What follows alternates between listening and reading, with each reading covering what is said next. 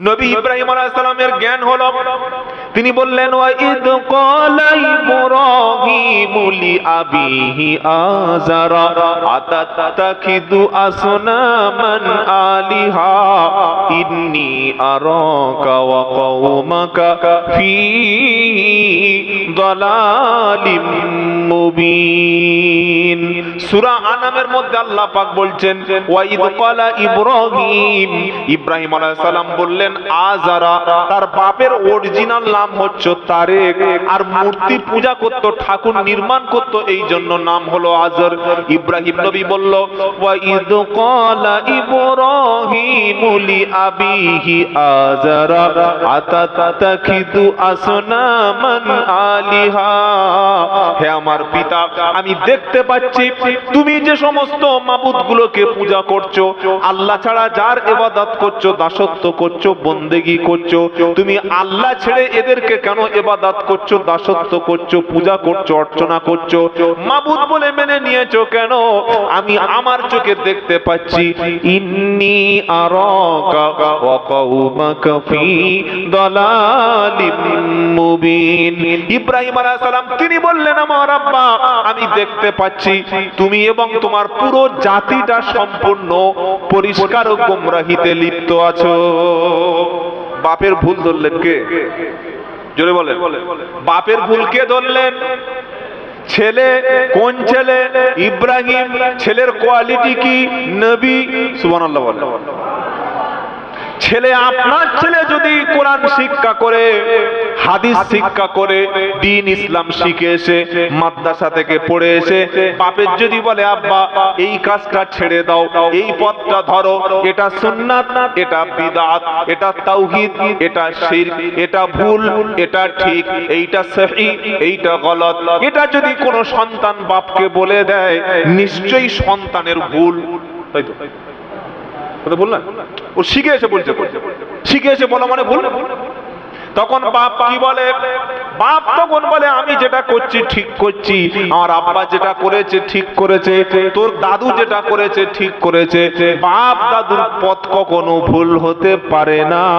তখন ইব্রাহিম আলাইহিস সালামের বাপ একই কথা বলল যে বাপ দাদা যেটা করেছে ওটাই সঠিক, ঠিক। মুসা আলাইহিস সালাম যখন জালিম ফেরাউনের বিরুদ্ধে যখন কলেমার দাওয়াত দিল, একই কথা ফেরাউন গোষ্ঠী বলল যে বাপ দাদা যেটা করেছে ওটা সঠিক, বাপ দাদা কখনো ভুল করতে পারে না। মুহাম্মদ সাল্লাল্লাহু আলাইহি ওয়াসাল্লাম যখন আবু জাহেল, আবু লাহাব, উতবা এবং সাইবা তাদের কাছে কোরআনের দাওয়াত দিল, তারা কি বলল?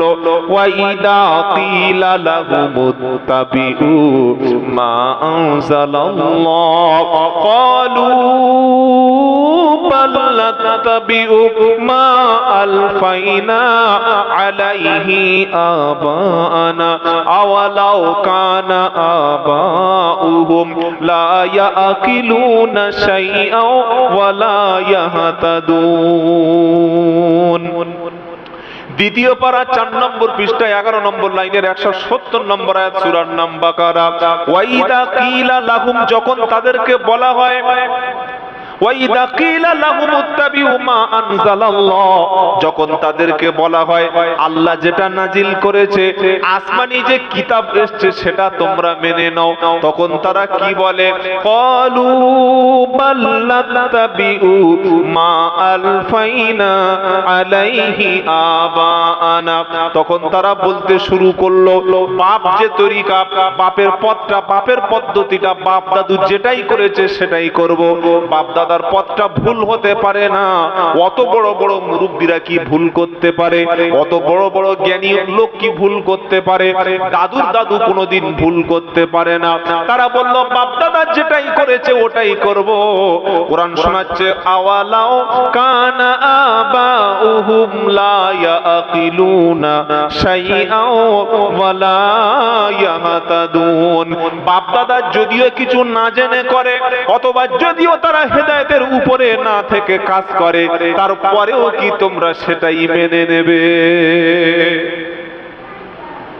বাংলার জমিনে অনেক মানুষ আছে, অনেক মানুষ জীবনে একক নামাজ পড়ে না, কিন্তু বাপ মরে গেলে 40-এর দিন সুদের টাকায় মিলাদ করে। কি বললাম? নিজের নামাজ নাই, নিজের ছেলের নামাজ নাই, বাড়িতে কেউ নামাজ পড়ে না, বাপ মারা গেছে 40-এর দিন বাড়িতে মিলাদ হচ্ছে, আর আমার মতো কিছু হাইব্রিড হুজুর চলে গেছে তাকে জান্নাতে পাঠানোর জন্য 500 টাকার দোয়া। রব্বানা যালামনা আনফুসানা ওয়া ইল্লাম তাগফির লানা ওয়া তারহামনা লানাকুনান্না মিনাল খাসিরিন। এটা 500 টাকার দোয়া। দোয়াটা কেন হলো? পাকা বেনামাজির বাড়িতে 40-এর দিন মিলাদ হলো, মিলাদের পরে দোয়া হলো, দোয়ার পরে খাওয়া হলো, আর আমার পকেটেও 500 টাকার নোট একটা চলে আসলো। কি বুঝলেন বলেন? উচিত ছিল প্রথমে ওকে তওবা পড়ে নামাজের পার্টিতে আনানো। যার বাড়িতে নামাজ নাই তার বাড়িতে মিলাদ পড়িয়ে কোনো লাভ, জোরে বলেন, হবে না। যার বাড়িতে নামাজ নাই তার বাড়িতে কোরআন খতমে কোনো লাভ, আর বলে না নাই। যদি থাকতো তাহলে আল্লাহর নবী সাল্লাল্লাহু আলাইহি সাল্লাম আবু তালেবের জন্য কেঁদে তাকে জান্নাতে পার করে দিত। সবচাইতে বেশি ভালো নবী আবু তালেবকে বেসেছিল পৃথিবীর সব আলেমের চাইতে। আল্লাহর নবীর দোয়াটা আল্লাহর দরবারে কবুল হয়, অথচ ওই নবী সাল্লাল্লাহু আলাইহি সাল্লামের দোয়া আর কান্না আল্লাহ নেয়নি। আবু তালেব যেদিন মারা যাচ্ছে সেদিন নবী বলছে, রব্বানা আমার চাচাকে তুমি হেদায়েত করে দাও, কলেমাটা একবার পড়িয়ে দাও। আল্লাহ সাবধান করে বলছে, ইন্নাকা লা তাহদি মান আহবাবতা ওয়ালাকিন্নাল্লাহা ইয়াহদি মান ইয়াশা ওয়া হুয়া আলামু বিল মুহতাদিন। 20 নম্বর পারা সূরা কসাসের 56 নম্বর আয়াতে আল্লাহ পাক বলছেন, নবী আপনি যাকে ভালোবাসেন, যাকে খুশি মনে করেন, তাকে আপনি সঠিক পথ দেখাতে পারবেন না আমি আল্লাহ না চাইলে কখনো। নবীর চাচা আবু তালেব মারা গেল। মারা যাওয়ার পরে নবীজি দোয়া করছেন, রব্বানা চাচার মতো এত ভালোবাসা পৃথিবীতে আমাকে কেউ বাসতে পারেনি। চাচার বাড়িতে খেয়েছি, কেউ মারতে আসলে চাচা পিঠ পেতে মেনে নিয়েছে, কেউ কিছু বলতে আসলে চাচা নিজে আমাকে বাঁচিয়ে নিয়েছে। এই চাচা ঈমান নিল না, তবে আমার ভালোবাসায় চাচার গায়ে যেন কোনো আগুন জাহান্নামে লাগে না। আল্লাহ পাক আবার শোনাচ্ছে, মা কানা للنبي والذين آمنوا أن يستغفروا للمشركين ولو كانوا أولي قربى من بعد ما تبين لهم أنهم أصحاب الجحيم। 11 পারা 4 নম্বর পৃষ্ঠা 2 নম্বর লাইনের 112 নম্বর আয়াত, সূরার নাম তাওবা। মা কানা লিন নবী, খুব ভালো করে শুনবেন, মা কানা লিন নবী, আল্লাহ পাক বলছেন নবীর জন্য এটা কখনো উচিত হবে না, নবীর জন্য কাজটা কখনো ঠিক হবে না, এই কাজ নবী কখনো করতে পারে না। ওয়াল্লাযিনা আমানু, এবং ঈমানদার যারা তাদের জন্য এই কাজটা করা উচিত না। কোন কাজ? আমানু আইয়াস্তাগফিরু লিল মুশরিকিন, যারা মুশরিক হয়ে কাফের হয়ে মারা যাবে তাদের জন্য নবী এবং ঈমানদার কখনো দোয়া করতে, ক্ষমা চাইতে পারে না। আমাদের রাজ্যের একটা মুখ্যমন্ত্রী প্রাক্তন মারা গেছে গতকাল। কি নাম বলুন তো? বুদ্ধদেব ভট্টাচার্য রহমতুল্লাহ আলাইহি, তাই তো নাকি? কি জি না, ফেসবুকে সব যুবক ছেলেরা লিখছে যে তার মৃত আত্মার শান্তি কামনা করছি। আপনারা দেখেন নাই? সবাই লিখছে, আরো যারা বামপন্থী ভাই সবাই লিখছে। কি লিখছে? যে আমরা বুদ্ধদেব বাবু ভট্টাচার্য, মরহুম বুদ্ধদেব ভট্টাচার্য, তার জন্যে তার বিদ্রোহী আত্মার শান্তি কামনা করছি। এটাকে যদি আমরা আরবি হিসাবে ধরি তাহলে কি হবে? তার বিদ্রোহী আত্মার শান্তি কামনার আরবি হলো তার রুহের মাগফিরাতের জন্য দোয়া করছি। কি বুঝতে পেরেছেন না পারেন? কারো আত্মার শান্তি কামনা কার কাছে করা হয়? আল্লাহর কাছে। আত্মার শান্তি কে দিতে পারে? আল্লাহ। রুহের মাগফিরাত হলো আত্মার শান্তি কামনা করা। বলুন তো আল্লাহর নবী সাল্লাল্লাহু আলাইহি সাল্লামকে সেদিন আল্লাহ কি বলে দিলেন?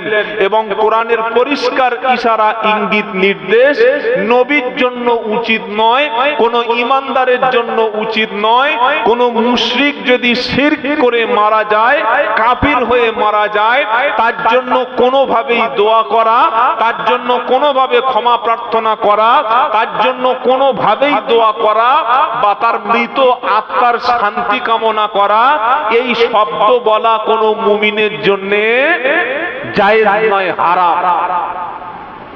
গত কয়েক বছর আগে আমাদের ভারতের বিখ্যাত শিল্পী লতা মঙ্গেশকর মারা গেল। যুবক ছেলেরা তার জন্য বলছে তার আত্মার শান্তি কামনা করছি। আমি বললাম নবীর দোয়া যেখানে কবুল হয় নাই, তুই কে রে ভাই? বুদ্ধদেব বাবুকে সম্মান অথবা করতে পারেন না করতে পারেন, ভালোবাসতে পারেন না বাসতে পারেন, সেটা আপনার পার্সোনাল ব্যাপার। তিনি মারা গেছেন, তার কাজের হিসাব তিনি দেবেন। তিনি মারা গেছেন এতটুকু বলতে পারেন যে হ্যাঁ একজন রাজ্যের প্রাক্তন মুখ্যমন্ত্রী মারা গেল। ভুল ত্রুটি সবার কম বেশি আছে, কিন্তু তা বলে এই নয় কোন মুসলমান তার ফেসবুকে স্ট্যাটাস লিখবে যে কি তার মৃত আত্মার শান্তি কামনা করছি, ওটাকে ওলামাদের ভাষায় হবে তার জন্য একটু দোয়া চাইছি। আল্লাহ সেদিন নবীকে বললেন খবরদার তোমার মৃত আবু তালেব চাচার জন্য দোয়া করো না। আর এটা কোরআনে রেখে কোট করে দাও, কিয়ামত পর্যন্ত কোন মৌলবী, কোন বুজুর্গ ব্যক্তি, কোন ঈমানদার মুসলমান যেন কাফির কিংবা মুশরিকের জন্য দোয়া যেন না চায়। কথা মনে থাকবে ইনশাআল্লাহ। আল্লাহ আমাদের বোঝার তৌফিক দান করুন, বলুন আমিন। তাহলে নবী যখন কলেমার দাওয়াত দিল, আবু জাহেলের জুলুম যখন সমাজে বেড়ে গিয়েছিল, নবীর সঙ্গে ঝামেলা হওয়ার কারণটা কি? নবী এসে কি বললেন? লা ইলাহা, তাই তো নাকি অন্য কিছু বললেন? লা ইলাহা ইল্লাল্লাহ, লা ইলাহা ইল্লাল্লাহু মুহাম্মাদুর রাসূলুল্লাহ সাল্লাল্লাহু আলাইহি ওয়াসাল্লাম। আবু জাহেল, আবু লাহাব, উতবা, সাইবা, মুগিরা, এই সমস্ত কাফেররা সিদ্ধান্ত করলো এতদিন আবু জাহেলের নেতৃত্ব মক্কা চলছিল, এবার যদি কলেমা বিশ্বাস করেনি, আবু জাহেল আর ক্ষমতায় থাকবে না, মুহাম্মদকে এবার নেতৃত্ব ছেড়ে দিতে হবে। আর নেতাগিরি চলবে না, আমাদের কথা চলবে না, বাপদাদার কথা চলবে না, এবার কথা চলবে আল্লাহর, আইন চলবে আল্লাহর। ঝামেলা হবে না হবে? হবে, বিশাল ঝামেলা পেতে গেল। তারা আরো যুক্তি পেশ করলো, মক্কার লোককে ভুল বোঝাচ্ছে। কি বলছে? ওয়াইদা কিলা লাহুম তাআলাউ ইলা মা আনজালাল্লাহু ওয়া ইলার রাসূল ক্বালু হাসবুনা মা ওয়াজাদনা আলাইহি আবানা আওয়ালাউ কানা আবাউহুম লা ইয়ালামুনা শাইআও 7 নম্বর পারা 4 নম্বর পৃষ্ঠায় 1 নম্বর লাইনের 104 নম্বর আয়াত সূরা মাইদা। তারা বলল ওয়াইদা কিলা লাহুম তাআলাউ ইলা মা আনজালাল্লাহু ওয়া ইলার রাসূল, তাদেরকে যখন বলা হলো আল্লাহ কি বলছে সেদিকে তোমরা চলে এসো, রাসূল কি বলছে এই কথাটা মেনে নাও, তখন তারা বলল ক্বালু হাসবুনা, আমাদের জন্য সেটাই যথেষ্ট, আমাদের বাপ দাদা যেটাই করেছে সেটাই যথেষ্ট। আজও বাংলার মুসলমান বলে আমার বাপ ভুল করতে পারে, অত বড় হুজুর, অত বড় বক্তা ভুল বলতে পারে, অত বড় বুজুর্গ ব্যক্তি সব ভুল, আর এই কথা ঠিক কি বলে না? বলে না, বলে। খালি বলছি ভাই সবে বরাতে তুই নিজের গুনাহের জন্য একটু কাঁদবি, এই হালুয়া রুটি, তারপরে কবরে বাতি দেওয়া, তারপরে হই হুল্লোড় করে সবাই মিলে রাস্তায় মিছিল করা, এটা নবী সাহাবারা করেন। কি হালুয়া রুটি খেতে নেই? কি বলে সব বলছে আপনি জানেন? এই মৌলবীর পিছনে নামাজ হবে না। কি বুঝলেন? ফতোয়া দিচ্ছে, বসে বসে ফতোয়া দিচ্ছে মৌলবীর পিছনে নামাজ হবে না। কেন? উনি হালুয়া খাওয়াটা বন্ধ করে দিয়েছে। আপনি ততক্ষণ পর্যন্ত সঠিক রাস্তায় চলতে পারবেন না যখন আল্লাহ এবং রসুলকে আপনি লিডার হিসাবে মেনে না নেবেন। বাপ ভুল করতে পারে, দাদা ভুল করতে পারে, 14 গোষ্ঠী ভুল করতে পারে, কোন একজন বক্তা, কোন পীর সাহেব ভুল করতে পারে, মুফতি সাহেব ভুল করতে পারে, জামাতের আমির সাহেব ভুল করতে পারে, কোন বিশাল বড় বুজুর্গ ভুল করতে পারে, কিন্তু আল্লাহ এবং তার রাসূল সম্পূর্ণ ভুলের ঊর্ধ্বে। বলুন সুবহানাল্লাহ। আমরা কোন মানুষকে দিয়ে ইসলাম জাস্টিফাই করি, হ্যাঁ অমুক ব্যক্তি যা বলেছে তাই শুনবো, অমুক ব্যক্তি যে তরিকা চলে সেই তরিকা চলবো, অমুক ব্যক্তি যা বলেছে সেটাই ইসলাম। না, আল্লাহ কি বলেছেন, রাসূল কি বলেছেন সেটাই আমাকে শুনতে হবে। অমুক ব্যক্তি কোনো ভুল করতে পারে না, তার কোনো ভুল নাই, সবটাই ঠিক, এটা বললেই তো মানুষ গোমরাহী হয়ে যাবে। এই কথাটা আবু জাহেলের ছিল, এই কথাটা ফেরাউনের ছিল, এই কথাটা নমরুদের ছিল, এই কথাটা সমস্ত কাফেররা বলেছে। না, বাপ দাদার জামানাতে দেখে আসছি 360টা মূর্তি কাবা শরীফে, এটাই করব। কোথাকার মুহাম্মদ সাল্লাল্লাহু আলাইহি ওয়াসাল্লাম বলল তাই হয়ে গেল? তারা সঠিক দিন কখনো পাবে না। সঠিক দিন এবং ইসলাম বুঝতে হলে প্রথম যে কিতাবটা আপনাকে পড়তে হবে সেটা আল্লাহর কিতাব, সেটা আল্লাহর কোরআন, সেটা আল্লাহর বাণী। আল্লাহ কি বলেছেন এটা আপনাকে জানতে হবে। আরবি না পড়ার যোগ্যতা না থাকে, কমপক্ষে বাংলা কোরআন কিনে আপনি বাড়িতে পড়ুন। যেটা বুঝতে অসুবিধা হবে যোগ্য আলেম ওলামাদের কাছে বসে জেনে নিন। নবীর জীবনী একটা বাড়িতে জেনে নিন। নেব সকল ইনশাআল্লাহ? বলুন দেখি, কথা বলে না? আচ্ছা, আমার সঙ্গে আপনাদের মানে একটু রাগারাগি আছে নাকি?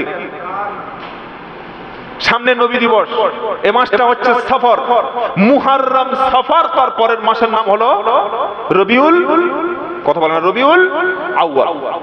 রবিউল আউয়াল মাস মানে কি?